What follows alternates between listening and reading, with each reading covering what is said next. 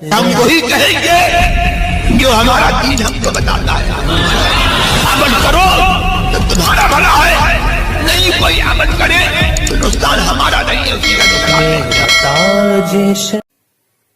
معزز علماء کرام,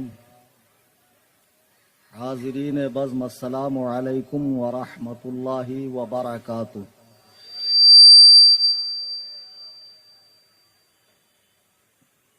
الحمد للہ الحمد للہ الحمد للہ القوی الرحمن والصلاة والسلام علی رسول الیمن والامان وعلى آلہ وصحبہ الذین هم کملۃ الایمان وعلى من تبعهم بإحسان, خصوصا على إمامنا الأعظم أبي حنيفة النعمان وعلى غوثنا الأعظم خزائن العرفان وعلى معجزة الرسول الإمام أحمد رضا خان عليهم الرحمة والرضوان. أما بعد, قال الله تبارك وتعالى في القرآن المجيد: فأعوذ بالله من الشيطان الرجيم, بسم الله الرحمن الرحيم. وَإِذَا جَاءَهُمْ أَمْرٌ مِّنَ الْأَمْنِ أَوِ الْخَوْفِ أَذَاعُوا بِهِ وَلَوْ رَدُّوهُ إِلَى الرَّسُولِ وَإِلَى أُولِي الْأَمْرِ مِنْهُمْ لَعَلِمَهُ الَّذِينَ يَسْتَنبِطُونَهُ مِنْهُمْ. صدق اللہ العظیم. اسٹیج پہ حاضر ممبئی وزما کی نہایت موقر شخصیات, علماء کرام, شعراء اسلام, سادات کرام اور دور و دراز قرب و جوار سے تشریف لائے میرے تمام سنی, حنفی, بریلوی, جنتی بھائیوں,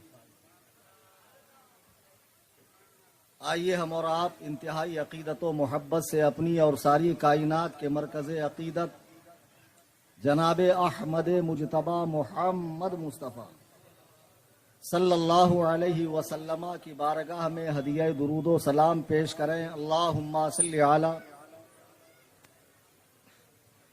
مولانا محمد بارک وسلم. مولانا عارف صاحب کی تقریر میں سن رہا تھا, نہایت ہی سنجیدہ انداز میں دلائل کے انہوں نے انبار لگا دیے. میں یہ محسوس کر رہا تھا کہ آگے جو چند لوگ بیٹھے ہوئے وہ بہت زیادہ کوالیفائیڈ ہیں, پڑھے لکھے ہیں, وہ زیادہ شور شرابے پر یقین نہیں کرتے ہیں, خاموشی کے ساتھ بات کو سنتے ہیں, دلائل پر غور کرتے ہیں. اگر ایسا ہی ہے تو واقعی بہت اچھی بات ہے, لیکن موقع بموقع اپنی بیداری کا ثبوت دینا جس سے مجھے یہ سمجھ میں آئے کہ آپ میں زندگی کے آثار باقی ہیں اور میری بات کو آپ اچھے سے سمجھ رہے ہیں, تو مجھے بولنے میں اور زیادہ جو ہے مزہ پیدا ہوگا اور میں اپنی بات کو اور اچھے انداز میں آپ تک رکھ سکوں گا.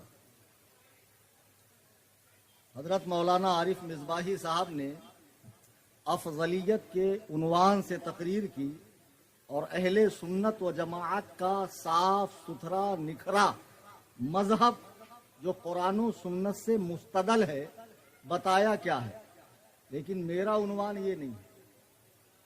آپ نے اشتہار دیکھا ہوگا, سنی جمیعت الاحناف کے چینل سے بھی بہت اس کا ایڈ ہوا ہے آج کے جلسے کا, اور جتنے یہاں بیٹھے ہیں اس سے کئی گنا زیادہ ہمارے یوٹیوب چینل پر لوگ کئی ممالک سے اس بیان کو سن رہے ہیں. اشتہار میں آپ نے عنوان دیکھا, رد صلح کلیت وہ غیر مقلدیت. تو آخر میں جو غیر مقلدیت کا رد ہے وہ آج میرا اسپیشل عنوان ہے.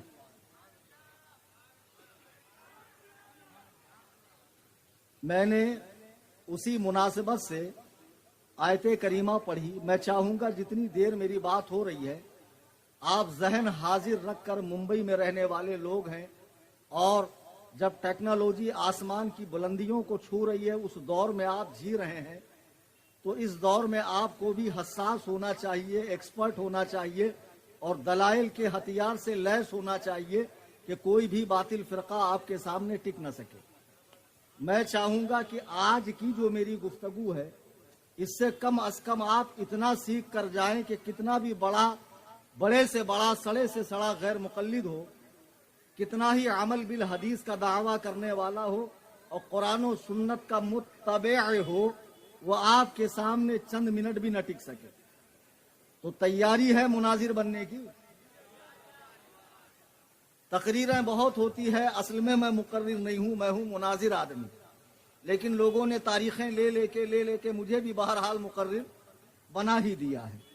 तो आज की तकरीर कुछ इस अंदाज में होगी कि आज मुंबई की सरजमीन पे वैसे तो कई सारे फिरके हैं, लेकिन दो फिरके जो बहुत आज़ाद तबीयत के हैं, आज़ाद जहन के हैं और ख्वाहिश नफसानी की पैरवी करने वाले हैं और अपनी राय को वो हदीसो कुरान का नाम देते हैं, अपनी राय को हदीसो कुरान का नाम देते हैं। और मैं जानता हूं जहां मैं तकरीर कर रहा हूं उसके चारों जानिब वो लोग मौजूद हैं, मेरी बात को सुन रहे हैं और ऑनलाइन भी बगौर सुन रहे हैं कि हमारे बारे में आखिर क्या बोला जाने वाला है। तो जो अभी नए नए जुड़े हैं गैर मुकल्लिदीन से, अहले हुदैत से, मैं उनसे गुजारिश करूंगा कि तकरीर को आप इस हिसाब से मत सुनिए कि आपको टोन किया जा रहा है, टॉर्चर किया जा रहा है, आपकी तजलील हो रही है। अल्लाह की कसम, इस बज़्म में किसी की तजलील मकसूद नहीं है, बल्कि हमारा मकसूद है इस्लाह। जो लोग तहकीक के नाम पर अहले सुन्नत व जमात को छोड़कर दीगर फिरकों में जा रहे हैं, मैं उनसे गुजारिश करूंगा कि अपनी तहकीक पर नजरे सानी करें और देखें कि जिस तरफ आप जा रहे हैं उनका माजी क्या है, हाल क्या है और उनका भयानक अंजाम क्या है। एक जमात मुंबई की सरजमीन पर, वैसे तो दो जमातें एक बहुत कलील मिकदार में है, एक है अहले कुरान, कुरान वाले, और एक है अहले हदीस, हदीस वाले। तो जो कुछ पाए जाते हैं वो अहले हदीस हैं और इन्हीं के बड़े भाई हैं अहले कुरान।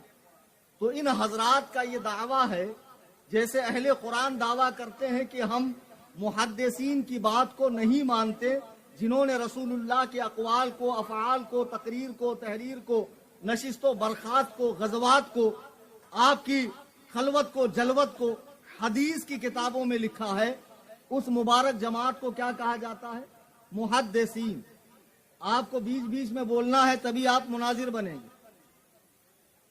वो मुबारक जमात जिसने रसूलुल्लाह अलैहिस्सलाम के अक़वाल को ज़ब्ते तहरीर में लाया, किताबी शक्ल दी, उस मुबारक जमात को मुहद्दिसीन कहा जाता है। तो हम लोग जो 14वीं सदी में पैदा हुए, नबी के जमाने से हजारों साल के बाद, आज हमारे पास दीन की तहकीक का कोई जरिया नहीं है, हम खामोशी के साथ उन बड़ों की बात को मान लेते हैं। फिर एक तबका ये हुआ कि जो हदीस को तो मान रहा है, मुहद्दिसीन की बात को, लेकिन मुजतहिदीन की बात को नहीं मानता।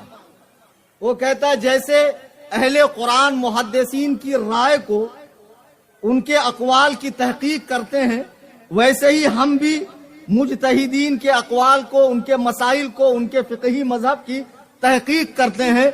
गलत को गलत और सही को सही कहते हैं। हम लोगों की जमात तहकीक वाली जमात है। आज की नशिस्त में यह देखना है कि इस दौर में हदीसो कुरान और दीन की तहकीक की गुंजाइश है। क्या ख्याल है आपका? आज के दौर में हदीस, कुरान और दीन की तहकीक की गुंजाइश है या तहकीक मुकम्मल हो चुकी है, अमल करना है? मैंने सूरे निसा की आयत नंबर 83 पढ़ी है और जितने गैर मुकल्लिदीन सुन रहे हैं इस्लाह की नीयत से सुने, इसलिए कि मकसूद है इस बज़्म में इस्लाह मफासिद। नश्तर जो लगाता है वो दुश्मन नहीं होता। डॉक्टर अगर चीर फाड़ करता है तो भले के लिए करता है, भले थोड़ी देर की तकलीफ हो रही है, लेकिन ये थोड़ी देर की तकलीफ आपको हमेशा का आराम। आयत करीमा पढ़ी, आयत को सुने और इसी पर पूरी तकरीर है, जितनी देर मौका मिल जाए। اللہ فرما رہا ہے وَإِذَا جَاءَهُمْ أَمْرٌ مِّنَ الْأَمْنِ أَوِ الْخَوْفِ أَذَاعُوا بِهِ، جب تمہارے پاس کوئی خبر آئے ڈر والی، خوشی والی، اطمینان والی، تو اس خبر کو کہاں لے کر جاؤ؟ ایک فرقہ کہتا ہم خدا کے سوا کسی کی نہیں مانیں گے، کلام اللہ کو مانیں گے، حدیث کو نہیں مانیں گے۔ حدیث محدثین نے جمع کی ہے، 300 سال بعد جمع ہوئی ہے، حدیث کو ہم نہیں مانیں گے۔ قرآن کہہ رہا وَلَوْ رَدُّوهُ إِلَى الرَّسُولِ، جب کوئی بات آئے تو رسول کے پاس لے کر جاؤ۔ وَإِلَىٰ أُولِي الْأَمْرِ مِنْهُمْ، اور جو تم میں علماء ہیں، فقہا ہیں، مجتہدین ہیں، اہل استنباط ہیں، اہل اجتہاد ہیں، ان کے پاس لے کر جاؤ۔ پھر فرمایا لَعَلِمَهُ الَّذِينَ يَسْتَنبِطُونَهُ مِنْهُمْ، تو بعد میں جو لوگ یہ کاوش کرتے ہیں اور مسئلے کی صحیح تحقیق پیش کرتے ہیں، اہل استنباط، قرآن کریم نے صاف ارشاد فرما دیا کہ دین کے معاملے میں رائے دینے کا حق، تحقیق کرنے کا حق، کسی بھی مسئلے کو ثابت کرنے کا حق، یہ صرف اور صرف 2 ہستیوں کے پاس ہے۔ کتنی ہستیوں کے پاس؟ آج کچھ لوگ اپنی اوقات سے زیادہ بڑھ کر پاجامے سے باہر نکل کر یہ حق محدثین اور فقہا سے چھیننا چاہتے ہیں۔ قرآن کریم کی روشنی میں سنیے کہ دین کی تحقیق کا حق صرف اور صرف اللہ تعالیٰ نے 2 ہستیوں کو دیا ہے۔ ارشاد فرمایا وَلَوْ رَدُّوهُ إِلَى الرَّسُولِ، جب کوئی خبر آئے تو رسول کے پاس لے جاؤ۔ وَإِلَىٰ أُولِي الْأَمْرِ مِنْهُمْ، جو تم میں امر والے ہیں، فقہا ہیں، ان کے پاس لے کر جاؤ۔ معلوم پڑا کہ اللہ تعالیٰ نے صاف فرما دیا لوگوں سے کہ جو مسئلہ جس فن کا ہو اس کے پاس رجوع کرو۔ خدا کی قسم ایمانداری سے بتاؤ، سونا اور چاندی کی تحقیق اگر مٹی کے برتن بنانے والا کرے تو آپ اسے قبول کریں گے؟ ڈاکٹری نسخہ چپل سینے والا اگر لکھ کر دینے لگے تو آپ اس کے نسخے پر عمل کرو گے؟ اگر عمارت سازی کا کام کوئی مولوی کرے تو آپ کہیں گے حضرت فتویٰ دینا آپ کا کام ہے، دین سکھانا ہے، یہ سارا اسٹیٹمنٹ دینا آپ کا کام نہیں ہے۔ معلوم پڑا کہ جو مسئلہ جیسا ہوگا اس فیلڈ کے ماہرین سے رجوع کیا جائے گا۔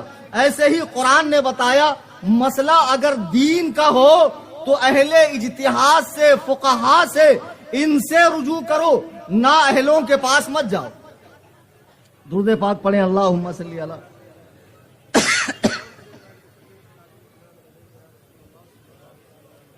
اچھا آپ لوگ میری بات سمجھ رہے ہیں؟ ڈسٹرب مجھے بھی بہت ہو رہا ہے۔ میں نے عرض کیا تھا کہ کسی ہال کا انتظام کیا جائے تاکہ پرسکون ماحول میں بات ہو، لیکن اب یہ عوامی شاہراہ ہے، لوگوں کا آنا جانا لگا رہے گا، تو آپ میری طرف دیکھتے رہیے۔ اس آیت میں ارشاد فرمایا گیا کہ تحقیق کا حق اللہ تعالی نے 2 ہستیوں کو دیا ہے، انبیاء و مرسلین یعنی رسولوں کو، اور ایک مجتہدین کو دیا ہے، وہ الی اولی الامر۔ تو اولی الامر کون ہے؟ عبداللہ ابن عبدے ہے۔ اولی الامر سے مراد علماء ہیں، فقہا ہیں، یعنی مجتہدین کی جماعت ہے۔ تو ان دونوں ہستیوں کو دین کی تحقیق کا حق دیا گیا ہے۔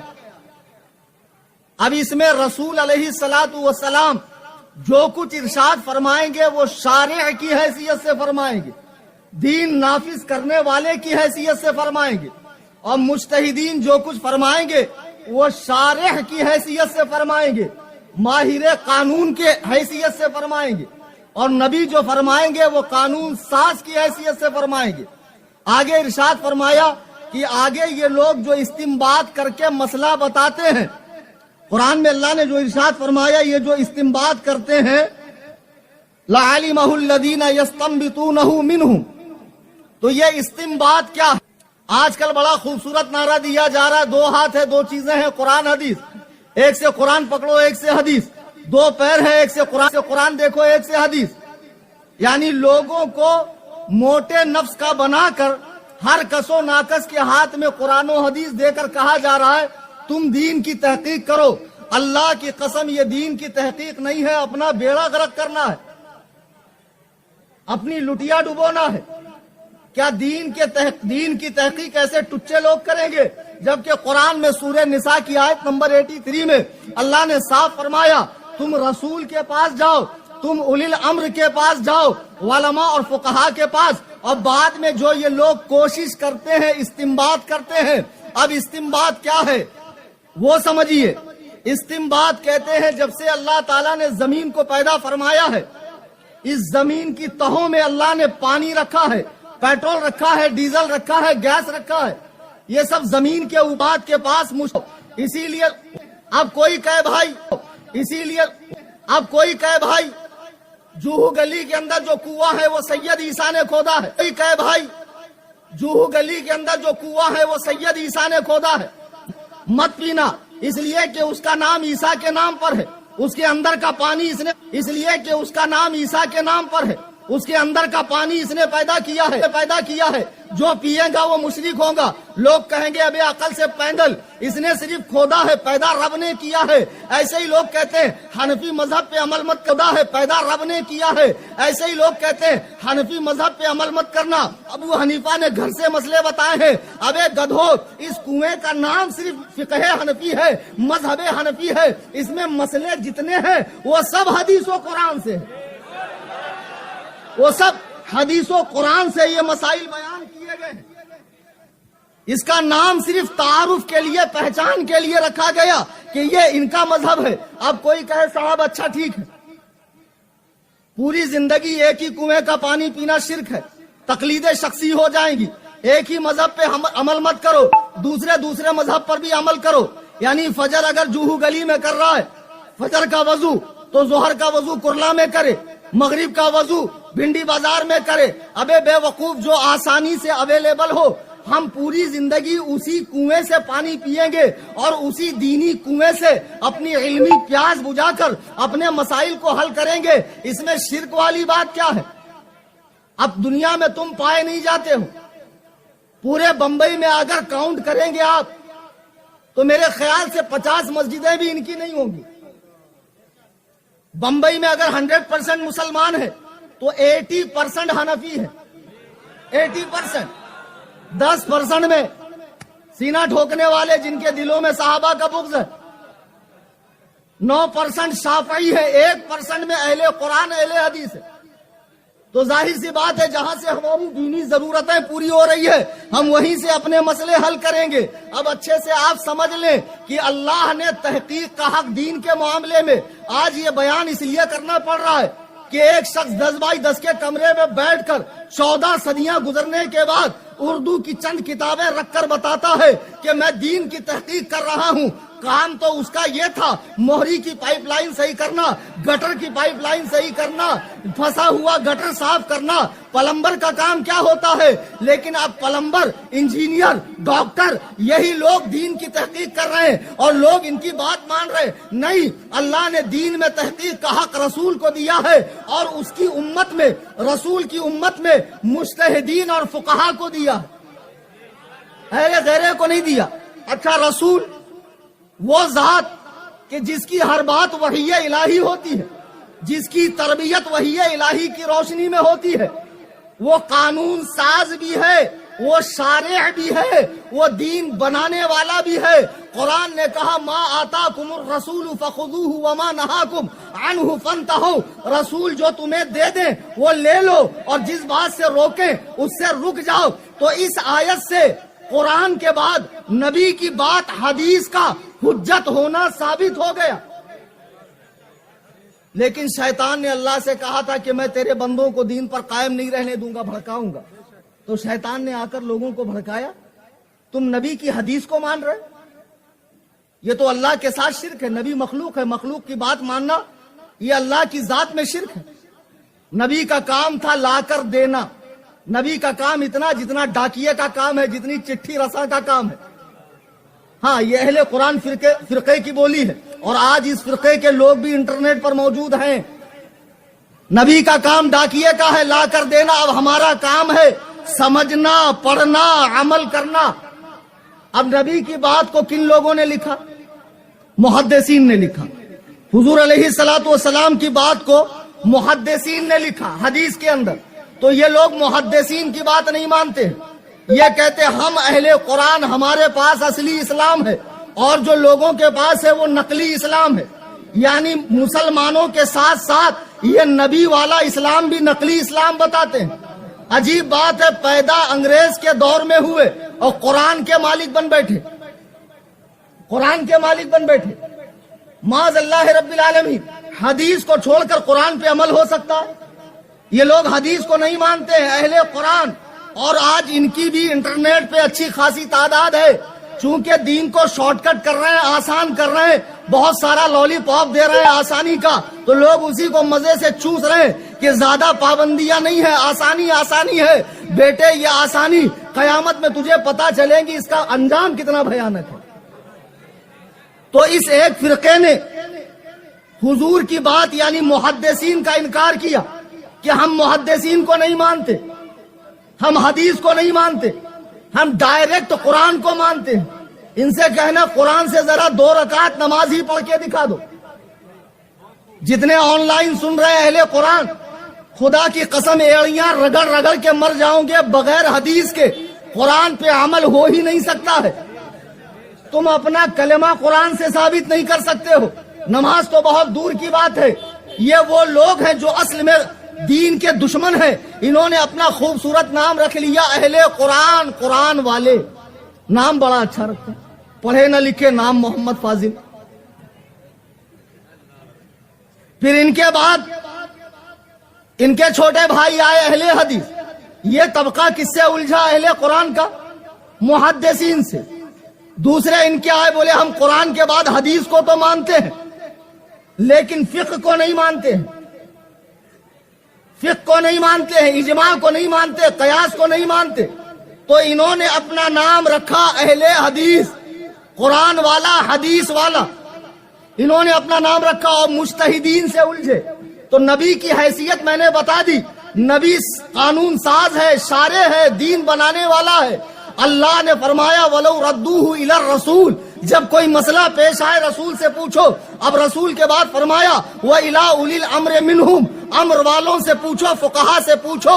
مجتہدین یہ قانون ساز نہیں ہوتے ہیں، یہ اللہ و رسول کی جو باتیں ہیں اس کی گہرائی میں جا کر مسائل کا حل نکالتے ہیں، مسائل کا حل نکالتے ہیں۔ نبی معصوم ہے، مجتہدین معصوم نہیں ہیں، معجور ہیں۔ کیا ہے؟ باؤنس تو نہیں جا رہا ہے، میں سمجھ رہا ہوں یاد کر لوں گے تو بہت ساروں کو آپ پٹخنی دے دوں گے۔ نبی دین کے معاملے میں ہر مسئلے میں معصوم ہے، ایک لمحے کے لیے اس سے خطا نہیں ہوتی، لیکن قرآن نے اس کے بعد جن کو تحقیق کا حق دیا ہے وہ طبقہ معجور ہے، مطعون نہیں ہے، ان پر طعن نہیں کیا جائے گا۔ معجور یعنی اگر انہوں نے کوئی مسئلہ بیان کیا اور وہ مسئلہ غلط نکل گیا تب بھی انہیں ایک نیکی ہے۔ کس بات کی ایک نیکی؟ کوشش کرنے کی۔ کس بات کی؟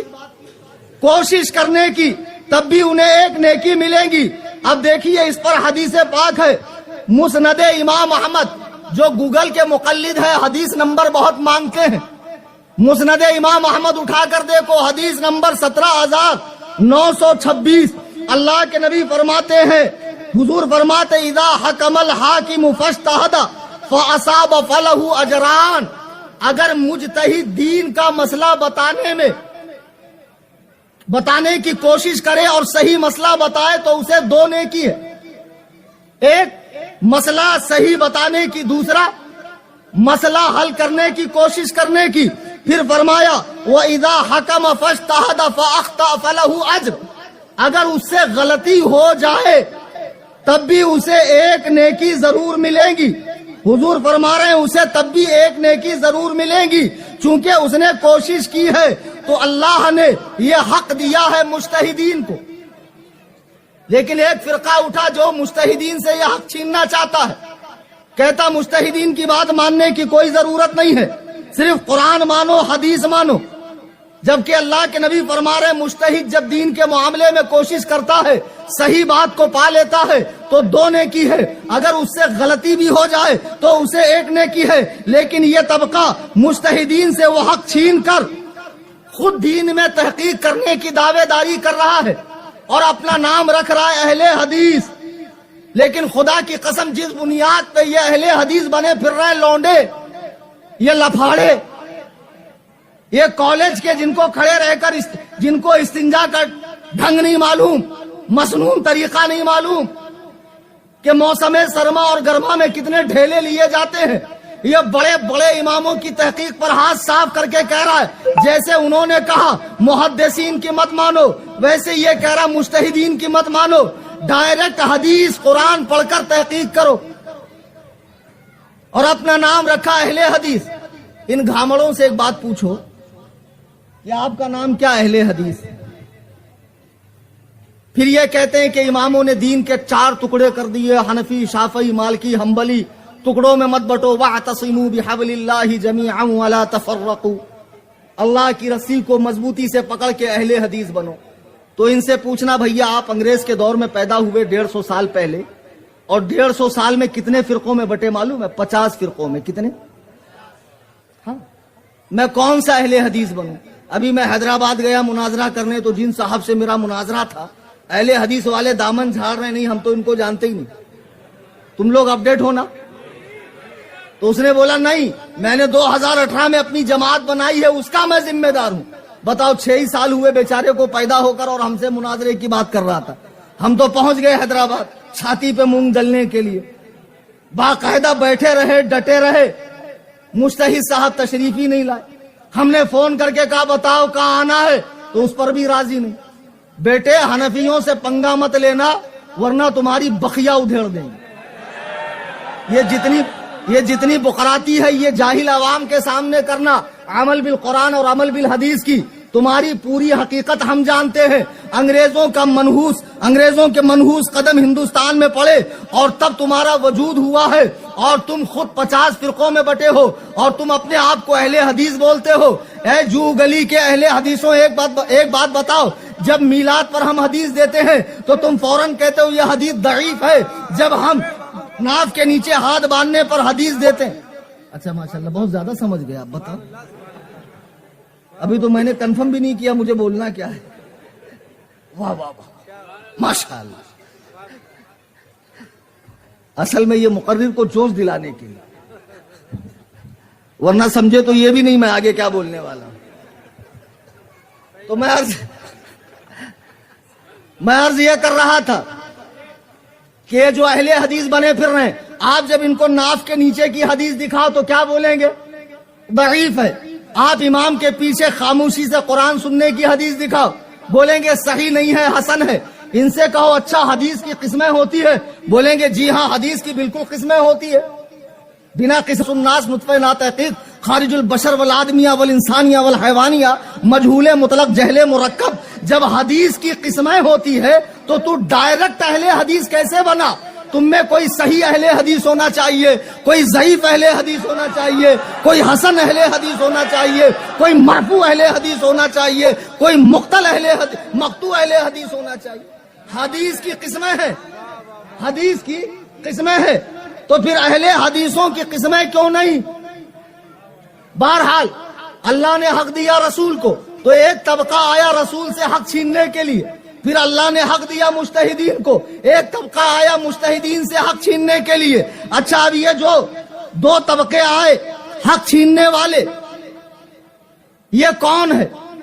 صحیح بخاری حدیث نوٹ کر لو 59 نمبر، اور جو نمبر میں بتا رہا ہوں وہ اسلام 360 جہاں سے یہ بیچارے دین سیکھتے ہیں، گوگل کے مقلد۔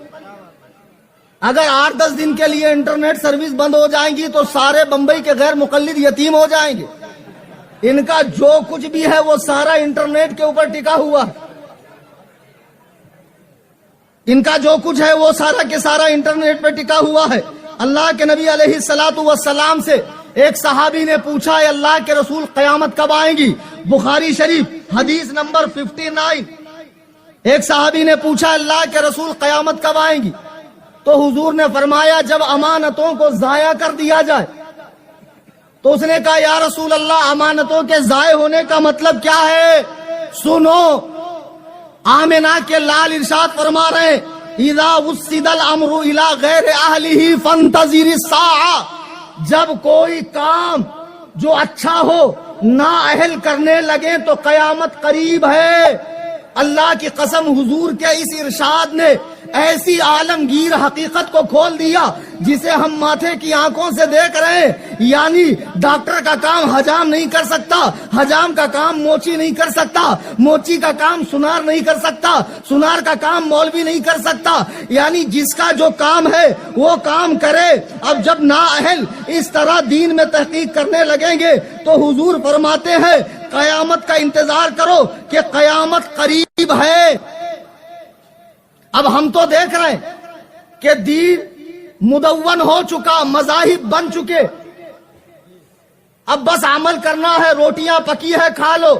کچھ لوگوں کے پیٹ میں مروڑ اڑ گئی، کہا نہیں ہم ان کے مسئلوں کو نہیں مانیں گے، تحقیق کریں گے، اور تحقیق کر کر ہم صحیح کو صحیح اور غلط کو غلط بتائیں گے۔ ایک بڑا خوبصورت نعرہ دیتے ہیں اہل حدیث، کیا ائمہ مجتہدین معصوم تھے؟ بتائیے۔ میں نے شروع میں کہا نا، معذور تھے، معصوم نہیں۔ کہا اس لیے ہم ان کے مسئلوں کی تحقیق کرتے ہیں۔ اہل قرآن کہتے ہیں محدثین معصوم تھے؟ نہیں، اس لیے ہم ان کے مسئلوں کی تحقیق کرتے ہیں، اس لیے کہ وہ معصوم نہیں تھے، ان کی غلطی کو غلط اور ان کے صحیح کو صحیح ہم بتائیں گے۔ بات تو 16 آنے صحیح ہے کہ محدثین بھی معصوم نہیں اور مجتہدین بھی معصوم نہیں، لیکن بات ادھوری ہے، بات ادھوری ہے۔ اگر محدثین معصوم نہیں تو کیا اہل قرآن معصوم ہے؟ نہیں سمجھے؟ اگر مجتہدین امام اعظم ابو حنیفہ معصوم نہیں تو کیا یہ بمبئی کا لونڈا لفاڑا جس کو اردو تک لکھنی نہیں آتی ہے، میرے گھر کے وائی فائی میں وہ 1400 سال پرانی ہستیوں سے لڑ رہا ہے، کہتا وہ معصوم نہیں؟ ابے وہ معصوم نہیں ہے تو کون سا معصوم ہے؟ لڑائی معصوم غیر معصوم کی نہیں ہے، اچھے سے سمجھو، لڑائی معصوم غیر معصوم کی نہیں ہے۔ ایسا نہیں ہے کہ ابو حنیفہ معصوم نہیں اور اہل حدیث معصوم ہے، نہیں، دونوں معصوم نہیں ہے۔ لڑائی ہے اہل اور نااہل کی۔ کس کی لڑائی ہے؟ اللہ کی قسم، محدثین اپنے فن میں پوری امت کا اجماع ہے، علم حدیث میں محدثین اہل ہیں۔ آج کے دور کے اہل قرآن کتنے بڑے ادیب ہوں، مصنف ہوں، بلیغ ہوں، فصیح ہوں، کتنے ہی زیادہ علم رکھنے والے ہوں، چاہے وہ اسلم جیراج پوری ہو، عبداللہ چکڑالوی ہو، یا پھر غلام پرویز ہو، یا جاوید احمد غامدی ہو، یا شیخ محمد ہو، کتنے ہی قابل ہو، لیکن فن حدیث میں ابھی یہ چون چون کا مربع ہے، یہ اہل نہیں ہے۔ محدثین اہل ہیں، ایسے ہی مجتہدین اگرچہ معصوم نہیں ہے لیکن وہ اہل ہیں۔ آج کے دور میں کتنا ہی بڑا اہل حدیث عالم ہو، چاہے عرب دنیا میں شیخ یوسف القرضاوی ہو، یا ناصر الدین البانی ہو، یا شیخ صالح الفوزان ہو، یا عبداللہ ابن باز ہو، یا شیخ حسیمین ہو، یا ہندوستان کی سرزمین پر میاں نذیر حسین دہلوی ہو، حسین بٹالوی ہو، وحید الزما ہو، نواب صدیق حسن خاں بھوپالی ہو، یہ اہل حدیث عالم کتنے ہی بڑے ہوں، لیکن مجتہدین کے دروازے کے باہر کچرا چننے والوں کی بھی ان کی حیثیت نہیں ہے۔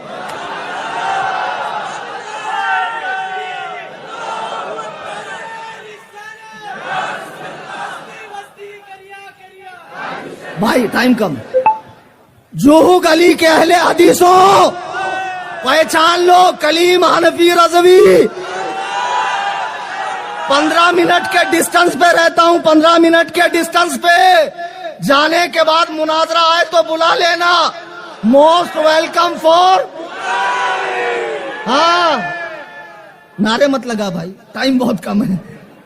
خدا کی قسم، اب یہ جو نااہل کوشش کر رہے ہیں دین میں تحقیق کی، اللہ کے نبی فرماتے ہیں، حضور کا ارشاد ہے ترمذی شریف میں کہ جس شخص نے قرآن میں اپنی رائے لگائی وہ اپنا ٹھکانہ دوزخ بنا لے۔ پھر حضور نے فرمایا جس نے قرآن میں اپنی رائے لگائی اگر وہ درست بات کو پا بھی لے گا، نااہل ہے تو درست بات کو پا لے گا تب بھی وہ گنہگار ہے، اگر مجتہد سے خطا ہو جائے تب بھی اسے سوا۔ 4 مذہب ہیں، سب کے طریقے الگ الگ ہیں، چاروں مجتہد مطلق ہیں، چاروں کے مقلدین کو ان کے مذہب پر عمل کرنے کا ثواب ملے گا۔ آج کے دور میں دین کی تحقیق نہیں ہو سکتی ہے۔ جو یہ نااہلوں کا گروہ دین کی تحقیق کے نام پر گندگی کرتا پھر رہا ہے، خدا کی قسم یہ گندگی برداشت نہیں ہے۔ حضرت ابو ہریرہ کہتے ہیں اللہ کے نبی نے ارشاد فرمایا 3 چیزیں نجات دینے والی ہیں، 3 چیزیں ہلاک کرنے والی ہیں۔ مشکات کی حدیث ہے، حضور نے فرمایا کھلے اور چھپے ہر حال میں اللہ سے ڈرنا، خوشی ہو یا ناراضگی ہر حال میں حق بات کہنا، امیری ہو یا فقیری ہر حال میں میانہ روی اختیار کرنا۔ پھر حضور نے فرمایا 3 چیزیں برباد کرنے والی ہے۔ ایک، اپنی خواہش نفس پر چلنا، اپنی خواہش نفس پہ چلنا، کنجوسی کرنا اور اپنی رائے پر اترانا، اور سب سے زیادہ خطرناک اپنی رائے پہ اترانا ہے۔ بتاؤ یار، اچھا خاصا سنی تھا، یہاں پان پٹی پر بیٹھ کے لوگوں کو پان کھلاتا تھا، پوچھ پوچھ کے چونا لگاتا تھا کتنا لگاؤ۔ سعودیہ جا کر بہت بڑا علامہ بن گیا، یہ جھاپک جھوا داڑا، یہ ماتھے پر شامی کباب، وہاں سے تشریف لایا اتنے بڑے فیٹ العلوم کے ساتھ، ہم نے سعودیہ میں نہیں دیکھا۔ اچھا تو سعودیہ 1,24,000 کم و بیش نبی میں سے کسی نبی کا نام ہے کہ اللہ کی جانب سے اتری ہوئی کسی کتاب کا نام ہے، یا چاروں مذاہب میں سے کسی مذہب کا نام ہے؟ کیا ہے وہ سعودیہ؟ ہم نے سعودیہ میں نہیں دیکھا۔ اور یہ گھامڑ تحقیق کر رہا ہے کہ ابو حنیفہ نے فلاں مسئلہ ایسا بتایا، فلاں مسئلہ ایسا بتایا۔ جوہو گلی کے غیر مقلدوں، ایک مناظرہ ہو ہی جائے، کیا خیال؟ اینی ٹائم تیاری رہتا ہوں میں مناظرے کے لیے، اتنا زیادہ مناظرہ آتا کبھی کبھی میں سوچتا ہوں یار جلدی نکل جائے تو اچھا، نکلتا ہی نہیں، لوگ آتے ہی نہیں، بلا لیتے۔ بزنس کلاس کا ٹکٹ لے کے حیدرآباد میں پہنچا، آپ لوگوں نے دیکھا نا یوٹیوب پہ ویڈیو، کتنا من تھا میرا مناظرہ کرنے کا، پتہ ہے کم بخت مارا آیا ہی نہیں، دلندر اعظم۔ بہرحال تو اب دیکھو نبی علیہ الصلوۃ والسلام، قرآن کریم نے صاف فرمایا دین میں تحقیق رسول کو، اور رسول کی امت میں کس کو؟ مجتہدین کو۔ اور مجتہدین نے جو اصول بتائے ہیں قیامت تک ان کے مذہب کے بڑے علماء ان کے اصولوں کی روشنی میں مسئلہ حل کریں گے، تو حقیقت میں یہ مسئلہ انہی کا بتایا ہوا ہے۔ اچھے سے سمجھ گئے؟ اب لوگ کہتے ہیں آپ تو اندھی تقلید کر رہے ہیں، ابو حنیفہ سے باہر ہی نہیں نکلتے۔ ابے گدھے، ہم اندھے ہیں اس لیے تقلید کر رہے ہیں، ہم اندھے، لیکن ہمارا جو ڈرائیور ہے بس کا وہ آنکھ والا ہے، اور وہ ہم کو ہر کھائی سے، ہر کھڈے سے، ہر خطرے سے بچا کر منزل مقصود تک لے جاتا ہے۔ اور جن کی تم تقلید کر رہے ہو وہ ڈرائیور بھی اندھا، تم بھی اندھے، اور تم سب کا ٹھیک۔ اچھا آج ایک مسئلہ حل کر کے میں اٹھوں گا انشاءاللہ، بڑا مزہ آئے گا۔ باتیں تو بہت کرنی تھی لیکن اتنے وقت میں گنجائش نہیں ہے، وقت کی، وقت اتنی اجازت نہیں دے رہا ہے۔ آج کل غیر مقلدین رفع یدین کے مسئلے میں ہاتھ اٹھانے میں، رکوع میں جاتے، رکوع سے اٹھتے اور تیسری رکعت کے بہت ہلہ مچاتے۔ شیخ عبد القادر جیلانی رفع یدین کرتے تھے، کرتے ہوں گے تو کیا ہوا؟ شیخ عبد القادر جیلانی غوث پاک رفع یدین کرتے تھے تو کرتے ہوں گے، وہ حنبلی ہیں، ہم ان کے مرید ہیں، مقلد نہیں ہیں۔ ہم ان کے کون ہیں؟ مقلد نہیں ہیں۔ ہمارے امام شریعت امام اعظم جو ان سے بھی 500 سال پہلے کے، ہم نے ابو حنیفہ کو امام شریعت بنایا ہے۔ اب بہت ہلہ ہوتا ہے کہ رفع یدین پر اتنی حدیثیں ہیں، 400 حدیثیں، 1200 حدیثیں، 1300 حدیثیں۔ میرا اعلان سن لو، مولانا عارف مصباحی کی موجودگی میں اور دیگر مفتی عرفان سبحانی، مولانا توکل اور بھی علماء کی موجودگی میں، رفع یدین کرنے کی ایک بھی ایسی حدیث نہیں ہے جس میں اضطراب نہ ہو، ایک بھی حدیث نہیں۔ اگر غیر مقلد ایک حدیث لا کر دے رفع یدین کی جو صحیح، صریح، مرفوع اور غیر معارض ہو، اللہ کی قسم اس کے وزن کے برابر میں اسے سعودی ریال دوں گا، اور ٹائم قیامت کی صبح تک ہے۔ میں نہیں رہا کسی حنفی عالم کے پاس لے کر آنا، رفع یدین منسوخ ہے، منسوخ ہے۔ آئیے قرآن کریم 18واں پارہ نوٹ کر لو، سورہ مومنون کی آیت نمبر 1-2، قد افلح المؤمنون الذین هم فی صلاتهم خاشعون۔ اللہ فرما رہا ہے کہ کامیابی کو پہنچے وہ مومنین جو اپنی نمازوں میں خشوع اختیار کرتے ہیں۔ اس آیت کی تفسیر حضرت عبداللہ ابن عباس جو حضور کی زوجہ حضرت میمونہ کے بھانجے ہیں، ایک مرتبہ سرکار گھر سے باہر نکلے، دیکھا پانی رکھا ہے وضو کے لیے، پوچھا کس نے رکھا؟ ام المومنین حضرت میمونہ نے کہا میرے بھانجے ابن عباس نے رکھا۔ اللہ کے نبی نے دعا دی، اللہم فقہہ فی الدین وعلمہ التاویل، اے اللہ ابن عباس کو قرآن کا علم عطا فرما، دین کی سمجھ عطا فرما اور تفسیر کا علم عطا فرما۔ بتاؤ نبی کی دعا رد ہو سکتی ہے؟ نہیں ہو سکتی۔ سرکار نے ابن عباس کو دعا دی۔ ابن عباس کا لقب ہے حبر الامہ، ترجمان القرآن، قرآن کی تفسیر انہوں نے لکھی ہے، تفسیر ابن عباس، جس کا صفحہ 212 ہے۔ وہ اس آیت کے بارے میں لکھتے ہیں مخبتون متواضعون لا یلتفتون یمینا ولا شمالا ولا یرفعون ایدیہم فی الصلاۃ، کہ خاشعون سے مراد وہ ہے، یہ ہے کہ لوگ ہلے نہیں ڈلے نہیں، لوگ چی بچی نہ ہو اور نماز میں رفع یدین نہ کریں۔ یہ لوگ قرآن کی تفسیر سے ثابت ہو۔ حضرت امام حسن بصری رحمہ اللہ حضرت علی کے صحابی ہیں، صحبت میں رہنے والے، اور افضل التابعین ان کا لقب ہے۔ تفسیر سمرقندی جلد 2 صفحہ 208 پر فرماتے ہیں خاشعون الذین لا یرفعون ایدیہم فی الصلاۃ الا فی التکبیرۃ الاولی، کی آیت میں جو فرمایا گیا خاشعون، اس سے مراد وہ ہیں جو نماز میں پہلی تکبیر کے علاوہ رفع یدین نہیں کرتے۔ رفع یدین 2 ہیں، کتنے؟ ایک مسلم، ایک متنازع۔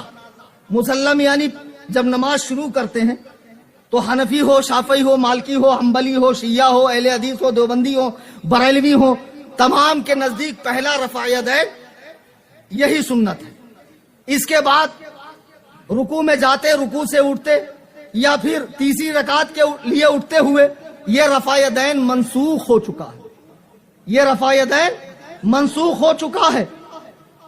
اب اس کے حوالے سے آپ دلائل دیکھیں، بخاری کا بہت نام لیتے ہیں بھائی لوگ، یہ اور بات ہے کہ ان کو بخاری کا پورا نام نہیں آتا ہے۔ حدیث نمبر 828 لے لو، حضرت ابو حمید ساعدی ایک صحابی ہیں، کہتے ہیں صحابہ کرام بیٹھے ہوئے تھے، حضور کی نماز کا ذکر ہوا تو میں نے کہا میں تم سب میں سب سے زیادہ حضور کی نماز جانتا ہوں۔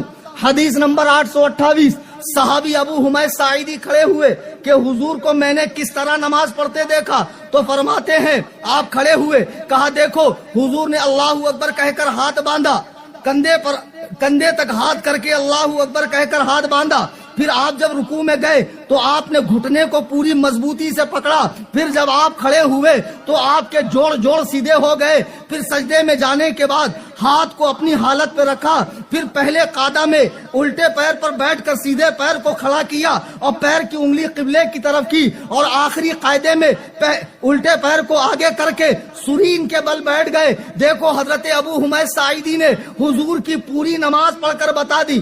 رفع یدین کب کیا نہیں بتایا، ہے بخاری کے اندر۔ او بخاری والو، بہت بخاری کی دھون دیتے ہو۔ اب اور آئیے، ابو داؤد شریف سیاہ ستہ میں سے ایک کتاب ہے، حضرت برا بن عازب کی روایت ہے، ان رسول اللہ صلی اللہ علیہ وسلم کان اذا افتتح الصلاة رفع یدیہ الی قریب من اذنیہ ثم لا یعود، اللہ کے حبیب جب نماز شروع کرتے تو اپنے دونوں ہاتھوں کو کان کی لو تک لاتے اور پھر دوبارہ نہیں اٹھاتے، دوبارہ نہیں اٹھاتے۔ اچھا ایک حدیث میں ہے یہاں تک اٹھاتے، ایک ہے میں یہاں تک اٹھاتے۔ امام اعظم کا مذہب دیکھو کتنا محتاط مذہب ہے، پہلے وہ قرآن دیکھتے ہیں، پھر حدیث دیکھتے ہیں، پھر ضعیف حدیث ملے تو اسے بھی نہیں چھوڑتے، اگر وہ بھی نہ ملے تو صحابہ کا عمل دیکھتے ہیں، وہ بھی نہ ملے تو پھر اجتہاد کرتے ہیں، پھر قیاس کرتے ہیں۔ اب حدیث میں حضور نے یہاں تک اٹھایا، بخاری 828 اور ابو داؤد حدیث نمبر 750 کہ حضور نے کان کی لو تک اٹھایا، پھر رفع یدین نہیں کیا۔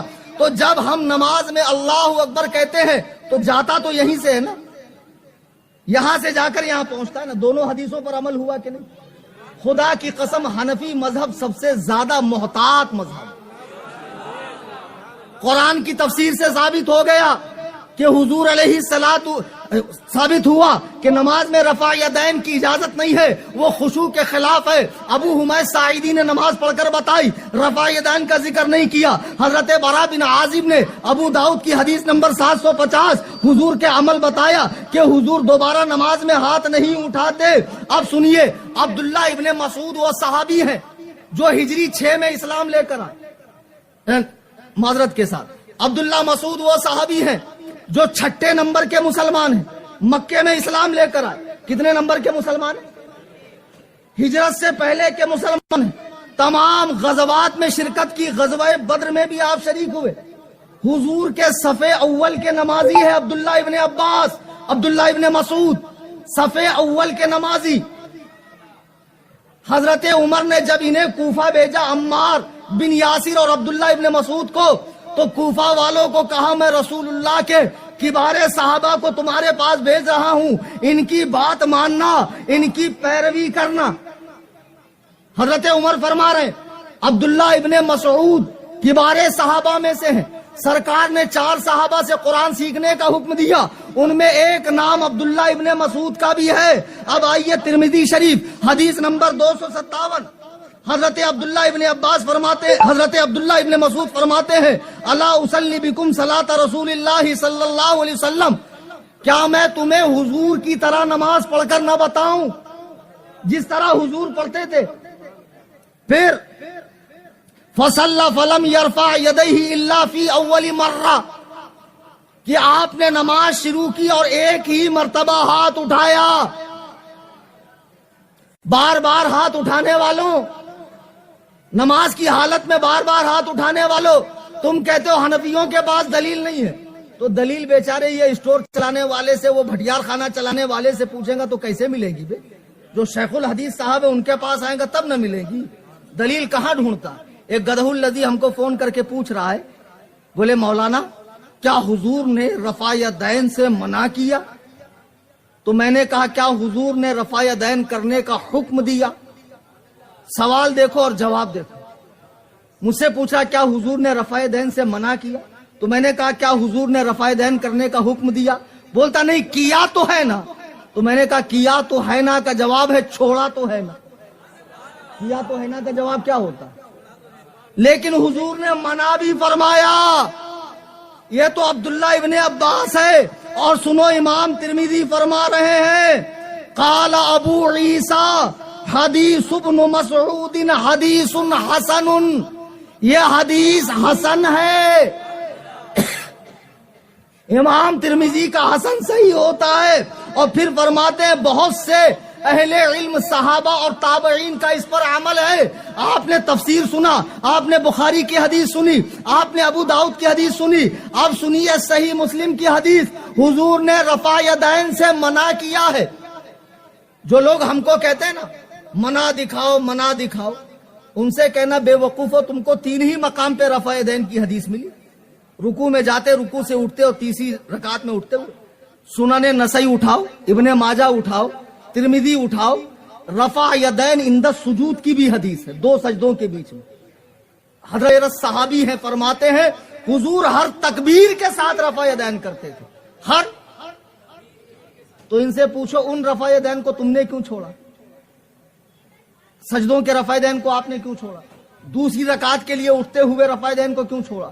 تو جس بنیاد پہ تم اسے منسوخ سمجھتے ہو، ہم بھی اسی بنیاد پر ان 3 مقامات کے رفع یدین کو منسوخ سمجھتے ہیں۔ ختم ہو گیا، بات نہ کافی ہے نہ تمام ہے جی۔ چلیے میں ایک حدیث سنا دوں مسلم شریف کی، غیر مقلدین بھی آن لائن بہت غور و خور سے سن رہے ہیں۔ حضرت جابر بن سمرہ ایک صحابی ہیں، کہتے ہیں ہم لوگ نماز پڑھ رہے تھے، خرج علینا رسول اللہ صلی اللہ علیہ وسلم مالی اراکم رافعی ایدی کانہا اذناب خیل شمس، کہ ہم لوگ نماز پڑھ رہے تھے تو حضور نے ہمیں رفع یدین کرتے دیکھا، تو فرمایا میں تمہیں بدکے ہوئے گھوڑے جیسے وہ دم ہلاتے ہیں ایسے بار بار ہاتھ اٹھاتے کیوں دیکھ رہا ہوں؟ اسکنوا فی الصلاۃ، نماز میں سکون اختیار کرو۔ یہ حدیث نمبر ہے 968 968। اب اس کے بعد دوسری حدیث ہے 970۔ غیر مقلد آپ کو کہیں گے حضور نے فرمایا تھا جو بات وہ سلام پھیرتے وقت جب صحابہ اشارہ کرتے تھے اس کے بارے میں ہے۔ صحابہ کا ایک مزاج تھا جب وہ السلام علیکم ورحمۃ اللہ کہتے تو ہاتھ اٹھا کر سلام کرتے، تو وہ حدیث دوسری ہے، اس کا حدیث نمبر ہے 970۔ اس کے راوی بھی حضرت جابر بن سمرہ ہے، وہ کہتے ہیں ہم لوگ رسول اللہ صلی اللہ علیہ وسلم کے ساتھ نماز پڑھ رہے تھے تو حضور نے ہمیں ہاتھ اٹھاتے دیکھا تو فرمایا علامۃ تؤمنون بایدیکم کانھا اذناب خیل شمس، میں تمہیں ہاتھ سے اشارہ کرتے دیکھ رہا ہوں، چپ چاپ اپنے ہاتھوں کو اپنے رانوں پر رکھو، یعنی ہاتھ اٹھانے سے منع کیا۔ غیر مقلد کہتے ہیں دیکھو جو حدیث آپ کو بتائی گئی وہ سلام میں ہاتھ اٹھانے کی ممانعت تھی، سلام تو نماز کے ختم ہونے پر کیا جاتا ہے، تو جو چیز نماز کے ختم ہونے پر نماز کے سکون کو برباد کرتی ہے، اگر وہ نماز کے اندر ہو ہاتھ اٹھانا تو اس سے کتنا خلل آئے گا۔ وہ حدیث الگ ہے، یہ الگ ہے، وہ بھی جابر بن سمرہ سے ہے، یہ بھی جابر بن سمرہ سے ہے، لیکن اس کے راوی تمیم بن طرفہ ہے اور اس کے عبید اللہ بن قبطیہ ہے۔ اس میں ہے کہ ہم نماز پڑھ رہے تھے اور حضور نے ہمیں ہاتھ اٹھاتے دیکھا رفع ایدی، اور دوسری حدیث میں ہے ہم حضور کے ساتھ نماز پڑھ رہے تھے تو حضور نے ہاتھ کے اشارے سے سلام کرنے کو منع فرمایا۔